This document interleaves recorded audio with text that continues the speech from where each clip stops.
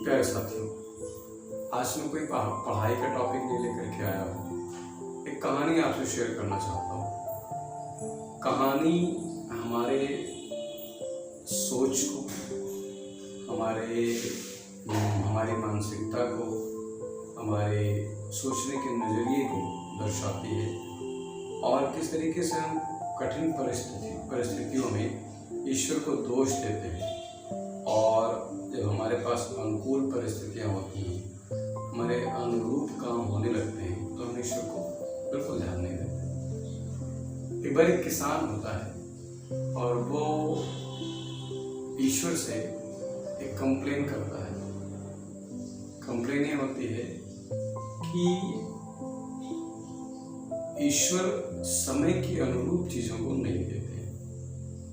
तात्पर्य ये है कि जिस समय जितनी बारिश चाहिए उतनी बारिश नहीं देते, जिस समय जितने ओले पड़ने चाहिए उतने ओले नहीं देते, कितनी धूप की आवश्यकता है उतनी धूप नहीं देते, वो आवश्यकता से अधिक या कम देते हैं।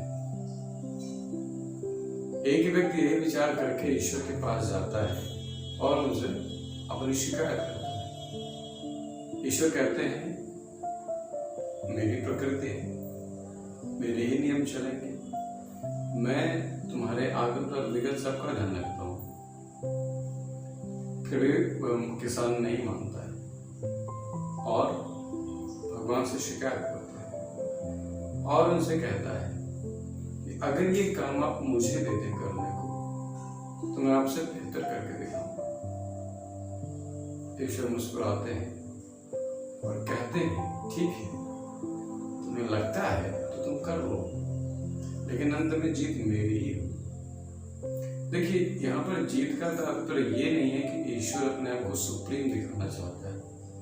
यहाँ पर जीत का तात्पर्य ये है कि ईश्वर ये बताना चाहता है कि तुम्हारा जिसमें लाभ है, जिसमें तुम्हारी भलाई है, मैं वही काम करूंगा। वह व्यक्ति ईश्वर से सारी सत्ता ले लेता है और जब जितनी बारिश चाहिए होती है उतनी बारिश कराता है, जब जितनी धूप चाहिए होती है उतनी धूप देता है, कितना सर्दी का मौसम चाहिए उसके अनुरूप उस सर्दी का मौसम करता है। गेहूं की फसल लगाता है, समय आने पर धीरे धीरे उसके अनुकूल जैसा वो चाह रहा था वैसे ही वृद्धि और विकास देखने को मिलता है उसके फसल में। किसान बहुत खुश होता है और बार बार ईश्वर से कहता है, देखे मैं कैसे कर रहा हूं। ईश्वर मुस्कुराते कहते हैं, कोई बात नहीं, तुम सिर्फ आज देख रहे हो और मैं तुम्हारा कल भी देख रहा हूं। जब गेहूं की फसल लहलहाती है, बालियां आती हैं, बालियां खूब हरी भरी होती हैं, किसान फूला नहीं समाता है। किसान की ये स्थिति देखकर ईश्वर चिंता में पड़ते हैं लेकिन कुछ कहते नहीं। फिलहाल गेहूं की बालियां अब हरी से पीली हो रही है और पीली होने का अर्थ है कि उन्हें कटवाना चाहिए। किसान आसपास के मजदूरों को बुलाता है और कहता है कि अब चलो मेरे खेत में गेहूं की फसल काट लो। मजदूर आते हैं और काट करके जब गेहूं की फसल को थ्रेसिंग के लिए ले जाया जाता है तो उसमें भूसा तो होता है लेकिन दाने नहीं होते। अब किसान बड़ा परेशान होता है और फिर से ईश्वर से कंप्लेन करता है। देखिए, कभी आपने किसी पशु को, किसी मनुष्य के इतर जीव को ईश्वर से शिकायत करते नहीं सुना होगा। एक मनुष्य ही ऐसा प्राणी है जो हर बात में ईश्वर से शिकायत करता है। अत्यधिक खुशियां मिल जाएं तो शिकायत, अत्यधिक दुख मिल जाए तो शिकायत, अगर उसकी कहीं पर बात अटक जाती है, कहीं फंस जाती है तो शिकायत। हर बात में वो शिकायत करने की आदत रखता है क्योंकि मनुष्य अपने आप को दुनिया का सर्वश्रेष्ठ प्राणी मानता है और है भी, उसने सिद्ध भी किया है। ईश्वर कहते हैं, अब तुमने देखा, तो ईश्वर उसको समझाते हैं, बेटा तुम्हें जब तक कठिनाइयों का सामना नहीं करना पड़ेगा तब तक तुम किसी लायक नहीं बनोगे। जब आप कठिनाइयों का सामना करते हैं तब आपके अंदर एक विकास जो होता है वो मजबूती से बढ़ता है। कहने का अर्थ ये है कि जब आप किसी चीज की कठिनाइयों से गुजरते हैं, मुश्किल दौर से गुजरते हैं, तो आप अपने आप को ज्यादा परिपक्व करते हैं।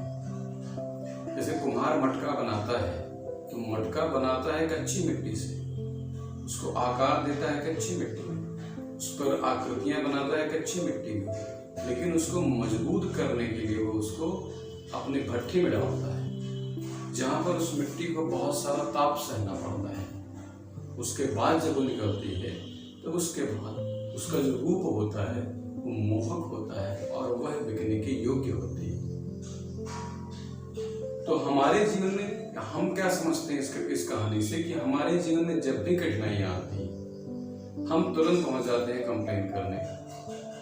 अगर उस किसान ने ईश्वर से ये कंप्लेन करने की बजाय कहा होता है कि ईश्वर आपकी दी हुई जो रचना है, जो प्रकृति है, मैं उससे खुश हूं, क्योंकि आप किसी एक के लिए नहीं सोचते, आप पूरे जनमानस के लिए सोचते हैं।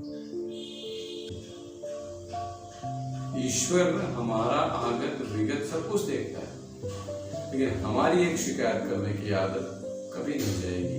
चाहे वो ईश्वर हो, चाहे हमारे पेरेंट्स हों, चाहे हमारे पूर्वज रहे हों, हम हर समय शिकायत करते हैं। जबकि अच्छा तो ये है कि जब भी हमारी तरफ मुश्किलें आती, हमारी तरफ कठिनाइयाँ आती हैं, तो हमको तोड़ने के लिए नहीं, हमको बनाने के लिए आती है। आपने रिसेंटली टीवी पर ऐड देखा होगा, उसमें एक महिला ट्रक चलाती है। वो पेशे से एक एडवोकेट होती है, लेकिन परिस्थितियां बस उसको जो है ट्रक ड्राइवर बनना पड़ता है। लेकिन उसका हस्बैंड के साथ उसकी डेथ हो जाती है किसी एक्सीडेंट में। अब वो ईश्वर से कंप्लेन करे कि तुमने मेरे हस्बैंड को डेथ क्यों दी, मुझे ऐसे वीडियो क्यों किया, तो गलत है। ईश्वर को जो करना था वो किया, लेकिन अब आपकी पारी है कि आप दिखाइए कि आप भी टूटे नहीं। आप किसी भी महान पुरुष की जीवनी पढ़िए, उनके जीवन में लग्जरी कंफर्ट नाम मात्र का था या नहीं था। कुछ तो ऐसे हैं जिन्होंने जीवन में अपने प्राइमरी की कक्षाओं में या जूनियर तक की कक्षाओं में चप्पल ही नहीं देखी, बस्ता नहीं देखी, कपड़े ढंग के नहीं देखे, एक एक वस्त्र में वो पढ़ने जाते हैं। लाल बहादुर शास्त्री जी के बारे में मैंने पढ़ा है कि वो गंगा नदी पार करने के लिए अगर उनके पास पैसे नहीं होते थे, तैर के पार करते थे। एक हाथ में कपड़ा ले लेते थे और एक हाथ से पार करके चले जाते थे। ऐसी ऐसी विभूतियां हमारे चारों तरफ हैं, हुई हैं और होती रही, आज भी है। तो हम क्यों कंप्लेन करते हैं, क्यों शिकायत करते हैं? नहीं करनी चाहिए। जब भी मुश्किलें पड़े तो ध्यान रखिए ईश्वर आप में बेहतरीन की तलाश कर रहा है। टूटे नहीं, उसको बताएं कि आपके अंदर बेहतर क्या है, उसने आपके अंदर बेहतर क्या दिया है।